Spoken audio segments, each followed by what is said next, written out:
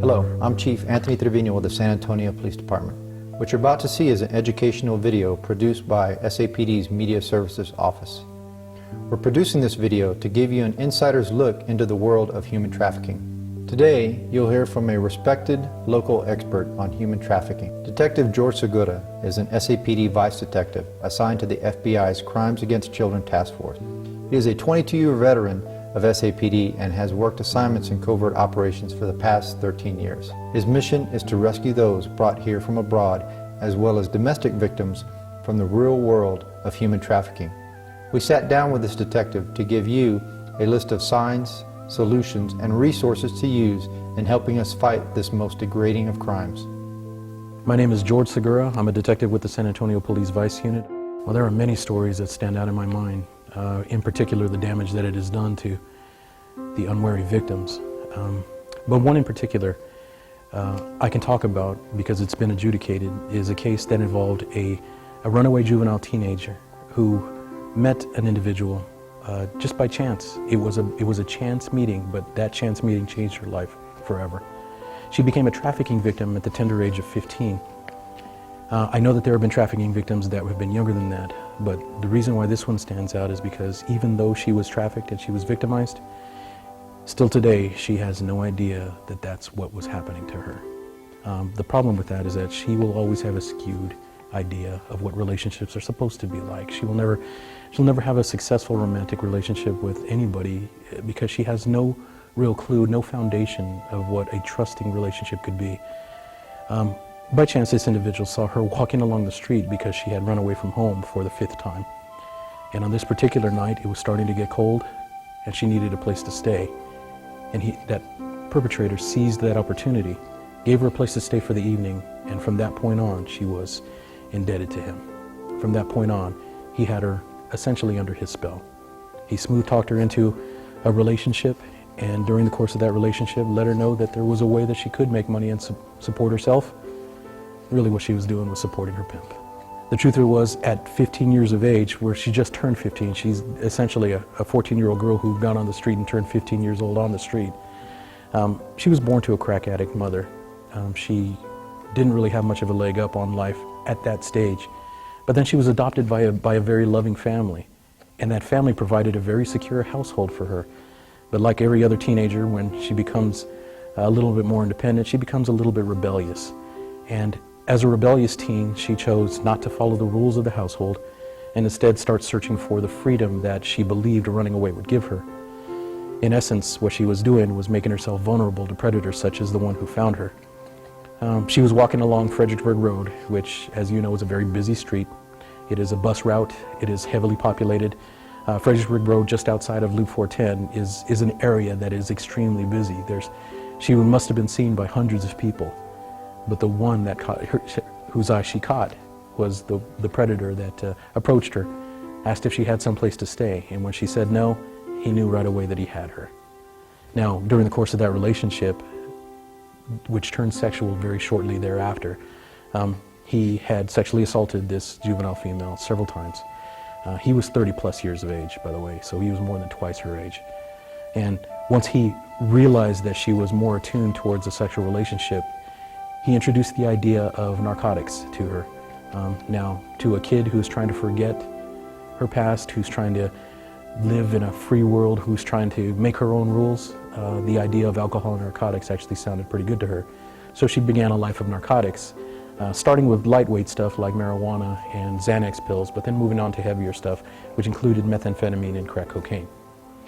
The original And the reason why that was so dangerous was because her mother, she was born to a mother who was addicted to crack. So that little tendency was always within her. That little bit was always within her. And then once she tried crack for the first time, it was a hook.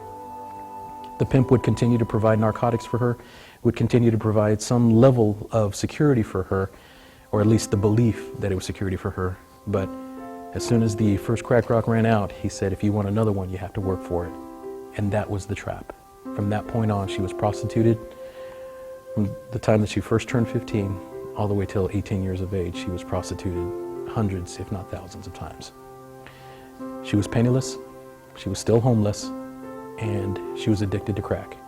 And now the only source that she had for that crack was taking advantage of all of these factors and making money off of her, supporting his own wife, his own kids, his own family, his own household, and his other stable of girls.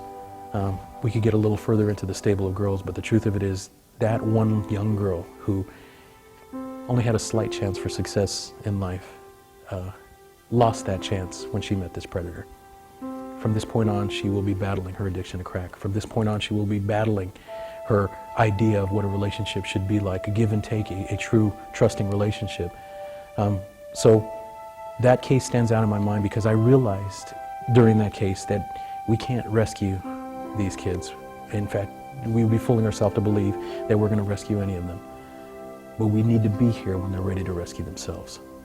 Truly, the definition of human trafficking, it's really crimes that take away the human element in their victims. They remove their humanity and reduce them down to commodities, to be traded, to be used for monetary gain.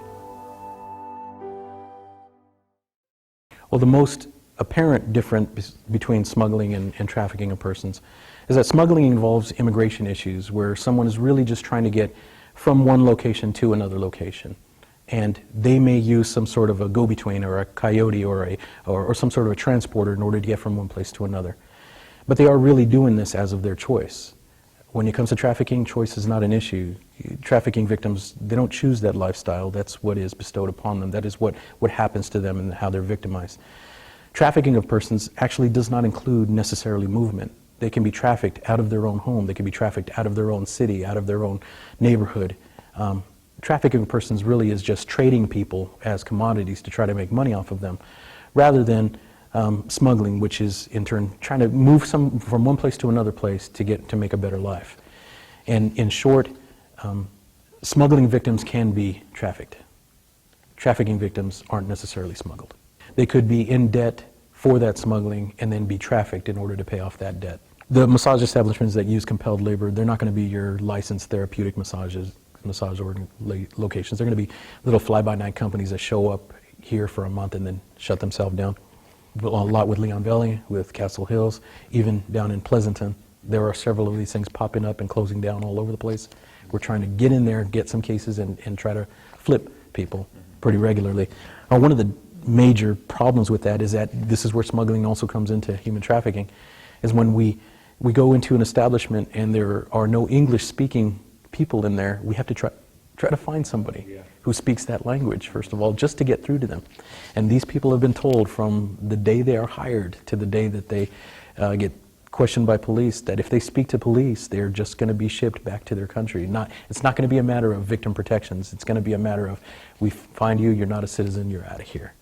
Well, looking at a victim profile, especially when you're talking about domestic minor sex trafficking, you're talking about the rebellious kids, the runaway kids, the throwaway kids, kids that don't feel like they have a support system at home, but also kids that do have a support system at home but choose to move away from that support system. See, I find it so ironic in American society how when our kids need us the most, they are the most distanced from us. If you ask any parent who has an adult child, when was their toughest time with their kid, what are they invariably going to say? It's during their teen years. In their teen years where they're searching for a sense of self, they're searching for some sort of an idea of the type of person they're going to be. That is the time in which they need us the most, and they are the most distanced from us. And that is an epidemic in American society that we really have a responsibility to start to cure. But there are kids out there that run away and they become homeless kids. If they are such a problem and such trouble at home that they run away, and parents have thought, you know, maybe we're better off that kid has run away for one reason or another. Don't report them run away. Don't report them missing. But instead, they become homeless kids out there with no means of sustenance, no means of providing for themselves. They're not employable by legal means. I mean, if a 13-year-old started looking for a well-paying job, they're not going to find anything. Nobody's going to hire a 13-year-old for a legal, over-the-counter type of job. But they become victims of human trafficking as a result of things like that, because the people that will employ them are the people that would take advantage of them. Shy, immature, or naive, or innocent kids who don't have a sense of really what to look out for. That they would fall prey to somebody because of their smooth talking. They would fall prey to somebody because they are They are unaware that evil still exists out there. I mean, they're sheltered to the point that they are naive about the way that the world works. Those people can be victims. Kids that want or need money for one reason or another. I recently took up a case where a 16-year-old girl went into escorting at the goading of this pimp because she needed money to provide for her own immigration status and to try to provide for her mother's immigration status. So she felt compelled to earn a living somehow so that she could help pay for her own residential card or alien residence here. I believe that some of the path to solving these issues begins with education. Education not only with the general public, but also law enforcement, first responders, educators, parents. Everybody that we can get educated and motivated on this particular subject can be a set of eyes and ears to be out there looking for victims or suspected victims and suspected offenders. Aside from that, specific training that addresses investigative techniques and methods can be shared from department to department so that we have the most updated and most effective forms of training available out there. A unity of services, I believe, is one of our greatest assets. When the police department works very closely with ChildSafe or CPS, that work very closely with the prosecuting attorneys in these particular cases, that works very closely with victim services such as social work services, such as counseling, therapy, financial aid, all of the things that are necessary so that we can bring that victim into a lifestyle and reintegrate that victim into a lifestyle that would behoove them, that would be healthy for them. All in all, the bottom line is we need to get the word out. We need to make sure that everybody's on the same page with this and realize that this is a crime that affects us all. If you don't know somebody who's been in human trafficking, you know somebody who does know somebody who's been in human trafficking. So it's a nationwide epidemic that we're trying to get a handle on, and part of the way that we're going to do that is by counting on our brothers and sisters in uniform, our friends and relatives in other businesses that have victim services, for example, and social work services. All of us working together towards that ultimate goal and towards that same end. I can't see how we could fail if we just do this. There are many places that a victim can go to get assistance for human trafficking. There's help out there. Most of them don't believe that there is any help for them, so they don't know where to call. And the easiest thing to do is take a look at a list of all of the law enforcement numbers that exist within the metropolitan area out here, including the Bexar County Sheriff's Department, the Texas DPS, the San Antonio Police Department, the Leon Valley Police Department, Castle Hills, Terrell Hills. All of these police departments all have resources that are available in terms of investigations. Now, on top of that, you can call the Rape Crisis Center. They have a hotline. The National Center for Missing and Exploited Children has a hotline online. There are hospitals that train their nurses to look out for human trafficking and report it. So just about anywhere you go, there is a resource that is available that will contact somebody that knows how to investigate these, knows how to provide services for our victims, and at the same time, open up an investigation so that we can try to get to the bottom of this and arrest offenders if we can.